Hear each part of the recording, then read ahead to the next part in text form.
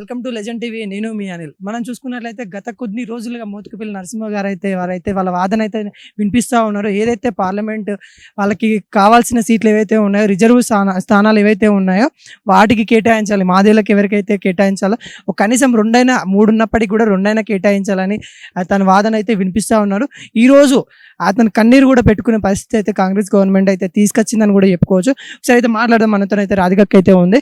అక్క నమస్తే. అక్క నమస్తే అమ్మా. అక్క ఎలా చూడొచ్చు అక్క, ఈ రోజు అయితే కన్నీరు పెట్టుకునే మోత్కుపల్లి నరసింహ సార్ అయితే కన్నీరు పెట్టుకునే పరిస్థితి అయితే కాంగ్రెస్ తీసుకొని వచ్చింది, ఎలా చూడొచ్చు? అంటే ప్రజల పక్షం నిలబడతాము అని మాటలకేనా, లేకపోతే చేతలకి ఏమైనా పరిమితం అవుతుందా? ఈ రోజు మేము కూడా కాంగ్రెస్ పార్టీలోనే ఉన్నాము. మరి ఒక మంత్రి లేడు, లేకపోతే ఇంకొకరు మంత్రి లేరు అని అంటే ఇదేమన్నా సేమ్ మళ్ళీ పాత ప్రభుత్వం లాగా ఒకరి చేతిలోనే నడుస్తుందా? పగ్గాలన్నీ ఒకరి చేతిలోనే ఉన్నాయా? ఈ రోజు కాంగ్రెస్ పార్టీ సమాధానం చెప్పాలి. ఒకరు కాకపోయినా ఈ రోజు ఇంకొక పొజిషన్లో ఉన్న వాళ్ళు, ప్రోటోకాల్లో ఉన్న వాళ్ళు ఈ రోజు వచ్చి దాని గురించి మాట్లాడాలి, సమాధానం చెప్పాలి. అంటే జనాలు ఏడుస్తున్నారు అని అంటే ఈ రోజు ఒక మీరు ప్రజాపాలన అని పెట్టినప్పుడు ఒక సామాజిక వర్గమే ఏడుస్తున్నప్పుడు మీరు స్పందించలేకపోతే ఇది ఏ రకమైన అంటే ప్రజల్లో మాదిగలు లేరా? ప్రజల్లో మాదిగల అవసరం లేదా మీకు?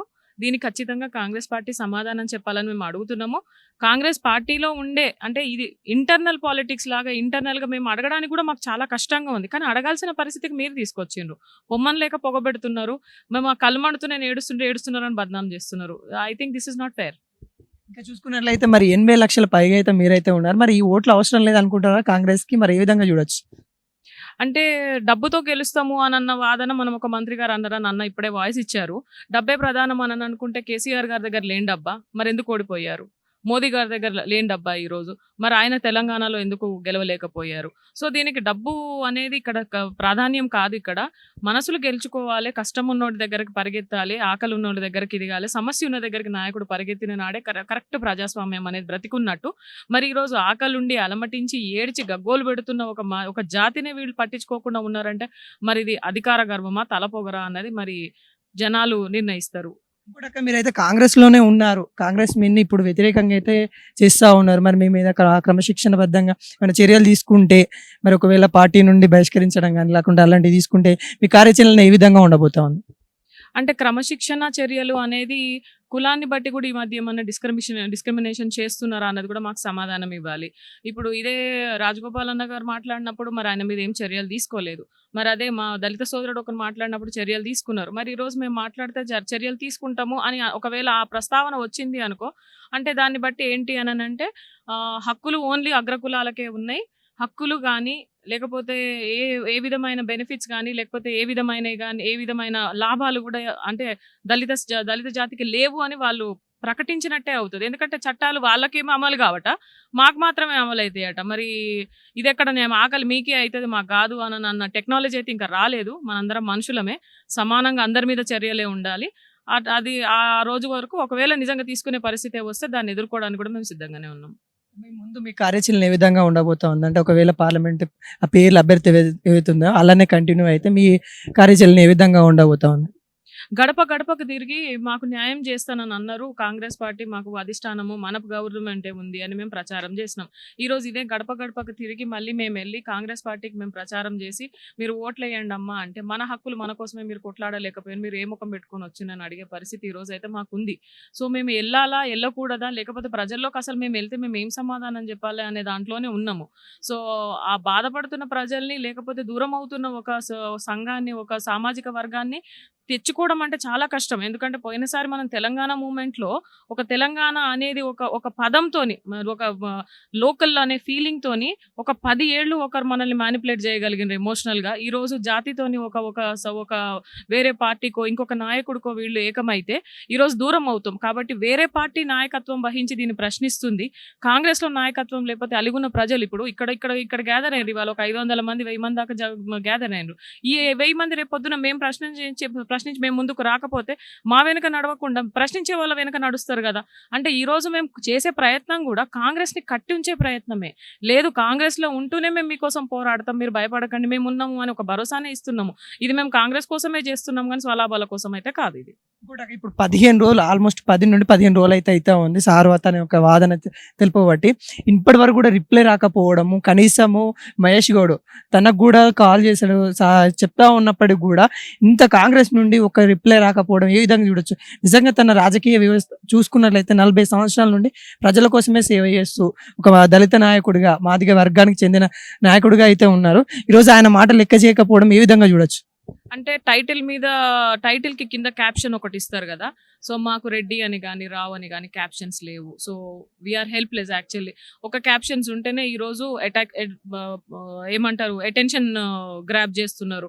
లేకపోతే wallet when you have gold diggers లాగా అనమాట. అంటే బంగారు గన్లు దవ్వే టైప్లో ఎక్కడ డబ్బులు ఉందో బెల్లం చుట్టూ చీమల్లాగా ఈరోజు చేరే పరిస్థితి ఉంది. మరి ఈరోజు ఆర్థికంగా బలంగా లేరు. వీళ్ళకి పోనీ వెనక ట్యాగ్ లైన్లు రెడ్డిలు రావాలని ట్యాగ్ లైన్లు లేదు. మరి వీళ్ళతో మాకేం అవసరము అని అనుకుంటున్నారేమో తెలియదు. బట్ దీనివల్ల ప్రభుత్వానికి అయితే నష్టం జరుగుతుంది. రాబోయే ఎన్నికల్లో మాత్రం దీని ఎఫెక్ట్ ఖచ్చితంగా పడుతుంది. మా బాధ కూడా అదే, పడకూడదనే బాధ. మేము ఇన్ని రోజులు కష్టపడ్డది పడకూడదని, ఇన్ని రోజులు కాంగ్రెస్ లో ఉన్నది కూడా పడకూడదని. ఈ రోజు మాదిగలంతా కూడా ఏకమైన మొత్తం బీజేపీకి సపోర్ట్ ఇస్తున్నారు. అంటే మరి సపోర్ట్ ఇచ్చేటట్టయితే మరి మేమెందుకున్నాం ఇక్కడ? మేము కాదా మరి? అంటే మేము కాదని మీరే డిసైడ్ చేస్తున్నారా? చాలా మంది ఆల్మోస్ట్ ఆల్ ఈ రోజు వేరే పార్టీకి వెళ్ళడం ఇష్టం లేక మనసు చంపుకొని ప్రచారానికి బయటికి రాకుండా ఇంట్లో ఉన్న మాదిగలు చాలా మంది ఉన్నారు. ప్రతి ఒక్కరికి ఈరోజు సమాధానం చెప్తేనే వాళ్ళని మనం కూడగట్టుకున్న వాళ్ళం అవుతాం. లేకపోతే మనమే పొమ్మన లేక పొగబెట్టిన వాళ్ళం అవుతామని మేము కాంగ్రెస్ పార్టీకి చెప్పి విసిగిపోతున్నాము, అలసిపోతున్నాము. మేము అలసిపోతున్నాం తప్పితే వాళ్ళు మాత్రం కనికరించట్లేదు. అంటే ఇప్పుడు ఒకవేళ మేము మాదిగ సమాజానికి ఇవ్వకపోతే వేరే పార్టీలలో మాదిగ ఎవరైతే ఉన్నారో వాళ్ళని గెలిపించుకునే ప్రయత్నాలు మీరు చేస్తారా? లేకుంటే వాళ్ళకి సపోర్ట్ చేస్తారా మాదిగ వర్గానికి? అంటే మీ పార్టీ వాళ్ళకి ఇవ్వకుండా ఉంటే వాళ్ళకి ఏమైనా సపోర్ట్ చేస్తారా మాదిగలకి? ఇప్పుడు నాయకులుగా సపోర్ట్ చేయకూడదనే మేము ఈ స్టాండ్ తీసుకున్నాం. ఈ స్టాండ్ మేము తీసుకోకపోతే మేబీ వాళ్ళ డెసిషన్కి వచ్చేవాళ్ళేమో. కానీ ఇప్పుడు కనీసం ఇప్పుడు మోత్కుపల్లి గారు కానీ, నేను కానీ, లేకపోతే ఇంకొక నాయకులు మేమందరం కూడా స్టాండ్ తీసుకొని మీకోసం మేము ఉన్నాము అని భరోసా ఇవ్వడానికే ట్రై చేస్తున్నాం. ఒకవేళ మేము ఇది నిలబడకపోతే పార్టీలో మొత్తం వీళ్ళందరూ మాదిగలను అందరినీ కూడా సైలెంట్ చేసేసిండ్రు, లేకపోతే వీళ్ళందరినీ కూడా ఇచ్చేస్తున్నారు అని వేరే పార్టీకి అట్రాక్ట్ అయ్యే అవకాశం ఉంది. సో వాళ్ళు అట్రాక్ట్ కాకుండా ఈరోజు మేము హోల్డ్ చేయడానికి మేము ప్రయత్నం చేస్తున్నాం. కాంగ్రెస్ పార్టీ కోసమే మేము పనిచేస్తున్నాం అనేది వాళ్ళు గుర్తిస్తే బాగుంటుందని మేము కూడా ఆలోచిస్తున్నాం. ఓకే అక్క, ఇప్పుడు మీ దాంట్లో ఎవరన్నా మీ మోత్కుపల్లి నరసింహ సార్ కానీ మీరు కానీ ఎవరన్నా అంటే ఈ క్యాండిడేట్కి ఇవ్వండి అని మీరు ఏమన్నా చెప్తా ఉన్నారా? లేకుంటే ఓన్లీ మాదిగ సమాజానికి ఇవ్వండి అని చెప్తా ఉన్నారా? అప్లికేషన్స్ వేసుకున్న తర్వాత దాంట్లో సర్వేలలో ఫస్ట్ 3 మెంబర్స్కి గెలిచే అవకాశాలు ఉంటాయి. మీరు సర్వే ఆధారంగా క్యాండిడేటే లేరు, మాదిగలలో లీడర్సే లేరు అని ఒక ఫాల్స్ పర్సెప్షన్ని మీరు ప్రజల్లోకి తీసుకెళ్లాలని ట్రై చేస్తున్నారు. బట్ ఇట్ ఈస్ అది ఖచ్చితంగా ఇది కరెక్ట్ కాదు. ఎందుకు అనంటే పార్టీయే లేని టైంలో, ఇప్పుడు నేను నా పర్సనల్గానే తీసుకుంటే పార్టీయే లేని టైంలో, దాని ఉనికే లేని టైంలో బెల్ట్ షాపులు పగలగొట్టి జైలుకి వెళ్ళి ఒక మహిళ చిన్న బిడ్డ చిన్న పసిపిల్లోని పెట్టుకొని కూడా జైలుకి వెళ్ళి పార్టీ కోసం ఇంత కష్టపడ్డాం. మరి మేము ఆనాడు మా పార్టీ అనుకోని కష్టపడ్డాం. ఈరోజు పదవులు వచ్చేసరికి ఏ అర్హత లేకుండా ఎక్కడ వడ్డించిన విస్తరి దొరుకుతాయి, అది ఎవరిదైనా సరే, ఎవరి వడ్డించిన విస్తరి మీద ఎగబడి తినే వాళ్ళని ఈరోజు మీరు ప్రోత్సహిస్తున్నారు. ఇప్పుడు వాస్తవంగా పెద్దపల్లి పార్లమెంటే తీసుకోండి. వివేక్ వెంకటస్వామి గారు పిల్లి మార్చినట్టు 7 సార్లు పార్టీలు మార్చిండ్రు. ఈ రోజు ఎక్కడ గెలిచే పార్టీ ఉంటే ఇప్పుడు రేపొద్దున ఇది గెలిచే పార్టీ అంటే ఇందులో ఉంటారు, రేపొద్దున ఇంకో పార్టీకి వెళ్తే నాకు టికెట్ వస్తే నేను ఆడ గెలుస్తా అంటే అటుపోతాడు. ఎక్కడ గెలిచే అవకాశం ఉంటే అక్కడ టికెట్లు కొనుక్కుంటే ఆయన వెళ్ళిపోతూ ఉంటాడు. ఆయనకు మీరు పెద్దపీట వేసుకుంటా ఉంటే మీకు డబ్బే ప్రధానం అని మీరు అక్కడ చాటి చెప్తున్నారు తప్పితే ఇప్పుడు అక్కడ మాకు జనాల మనోభావాలు మాకు ఇంపార్టెంట్ అని మీరు అంటే లేరు. ఎలా చూడొచ్చు? ఒక ఇంట్లోనే 2 ఎమ్మెల్యే టికెట్లు, ఒక ఎంపీ టికెట్లు ఇవ్వడము, ఒక కుటుంబానికి ఇవ్వడం అంటే అక్కడ వాళ్ళకి డబ్బు ఉందనా లేకుంటే పలుకుబడి ఉందనా, లేకుంటే ఎలా చూడొచ్చు అది? ఇప్పుడు పలుకుబడి ఉంది అని అంటే ఆయనకు పార్టీ అవసరం లేదు, ఇండిపెండెంట్ గేసినా గెలవాలి. మోత్కుపల్లి గారు కూడా ఆయన చెప్పారు, ఎన్టీఆర్ రామారావు గారు టికెట్ ఇవ్వకపోతే నేను ఇండిపెండెంట్ గేసి. ఈ రోజు ఇండిపెండెంట్ గేసి గెలిచే సత్తా వివేక్కి కానీ వినోద్కి కానీ ఉందా? చివరు వాళ్ళు గెలవలేని పరిస్థితులలో పార్టీ అండతోనే వాళ్ళు గెలుస్తూ వస్తున్నారు. గెలవలేని పరిస్థితుల్లో వాళ్ళు బీఎస్పీ టికెట్ తీసుకొని కూడా పోటీ చేసిన చరిత్ర వాళ్ళకు ఉంది. సో ఈ రోజు వాళ్ళకంటూ ఒక ఇండివిజువాలిటీ లేని వాళ్ళు, పార్టీని ఏ పార్టీ లాభంలో ఉంటే ఆ పార్టీని డబ్బుతో కొనుక్కునే వాళ్ళు, ఇక వాళ్ళకి ఒక నీతి నిజాయితీ ఉందని నేనైతే అనుకోవట్లేదు. వరంగల్ పార్లమెంట్ కూడా చూసుకున్నట్లయితే అక్కడ గతంలో 2019లో పసునూరి దయాకర్ అత్యధికంగా మెజార్టీతో గెలిచిన మాదిగ అతను కూడా కాంగ్రెస్ లో ఉన్నారు. అలాంటప్పుడు కడియం కావ్యకి ఇంటికి వెళ్ళి మరి కండువ కప్పి తీసుకురావడంలో ఏముందని అనుకుంటారు? ఇది పర్సనల్ ఎజెండాస్ ఏమో నాకు తెలుసు. కేసీఆర్ ఆయన ఎవరో గడ్డి తిన్నాడు, నేను కూడా గడ్డి తింటా అన్నట్టే ఉంది. ఆయన కూడా బాయిలో దునికిండు, నేను కూడా బాయిలో దునుకుతా అన్నట్టే ఉంది. అప్పుడెప్పుడో బీఆర్ఎస్ వాళ్ళు పక్క పార్టీలను ఖాళీ చేయడానికి మొత్తం తీసుకొచ్చుకున్నారు కదా. ఈరోజు మేము కూడా తీసుకొచ్చుకుంటా అంటే కాదు. You have to right your own history. ఇప్పుడు సచిన్ టెండూల్కర్ కూడా నువ్వు పెద్దగా అయిన తర్వాత ఏమవుతావు అంటే సచిన్ టెండూల్కర్ అవుతా అన్నాడు, కానీ నేను కపిల్ దేవ్ అవుతా అని అనలే కదా. ఇక్కడ ఆయన ఎవడో చేసిండు కదా అని చెప్పేసి పులిని చూసి నక్కవాతలు వేసుకున్నట్టుగా మీరు ఆ ఐడియాలు కాపీ చేస్తే మీరు కాపీ క్యాట్స్ కనే మిగులుతుంది తప్పితే మీకంటూ ఒక అస్తిత్వాన్ని మీరు చాటుకుంటలేరు, మీ లీడర్షిప్ క్వాలిటీస్ మీరు చాటుకుంటలేరు, ఇంకా ప్రతిపక్ష హోదాలోనే మీరు కొనసాగుతున్నారేమో అని అనుమానం కూడా ప్రజలకు కలుగుతుంది. కాబట్టి ఈరోజు నేను అధికారంలో ఉన్నా, you don't need to answer any Tom Dick and Harry, you have to be a leader.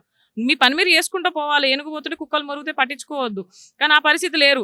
ఈ రోజు చీమ చిట్టుకుమన్న వెనక తిరిగి సమాధానం చెప్తున్నారు. సో దాన్ని బట్టే వాళ్ళ అవగాహన మనకు అర్థమవుతుంది.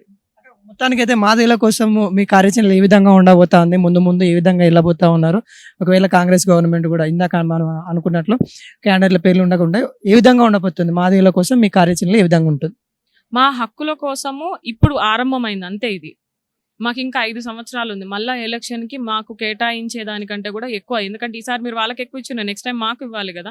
అప్పటి వరకు కూడా గడపకి ఇంటింటికి వెళ్ళి మా వాళ్ళని మేము కూడబెట్టుకునే ప్రయత్నం చేస్తాం, మా వాళ్ళకి మేము అండగుండే ప్రయత్నం చేస్తాము. చేతనైతే మమ్మల్ని పోనీయకుండా చేయండి. ఎందుకంటే మీరు ఆదరించింటే వాళ్ళు మా దగ్గరికి రారు, మీరు ఆదరిస్తే వాళ్ళు మా దగ్గరికి రారు. మేము లీడర్లం కాము, మేము ఇంట్లో మేము గమ్మున మాకు మేము చేసిన వర్కౌట్ అయితే లేదు అనుకొని గమ్మున కూర్చుంటాం. మీకు ఓపెన్ ఛాలెంజ్ చేస్తున్నా, జనాలు నా వెనుక మా వెనుక నడుస్తారా? పదవిలో లేని మా వెనుక ఈరోజు జనాలు నిలబడతారా? పదవిలో ఉన్న మీ వెనుక నిలబడతారా? Open challenge. మీకు పదవి ఉంది, మీరు అధికారంలో ఉన్నారు, చేతనైతే మొత్తం మీ వైపు తిప్పుకోండి, మీరు ఓట్లు వేయించుకోండి. ప్రతిపక్షం సైడ్ వీళ్ళు ఇది చేస్తున్నారు అంటే మేము వాళ్ళని కూడా కట్టుకోలేకపోతున్నాం, మేము లూజర్స్ అని మీరే అనౌన్స్ చేసుకుంటున్నారు. మాదిగలు మొత్తం బీజేపీకి పనిచేస్తున్నారు అనడంలోనే మీ ఓటమి అంగీకరిస్తున్నారు.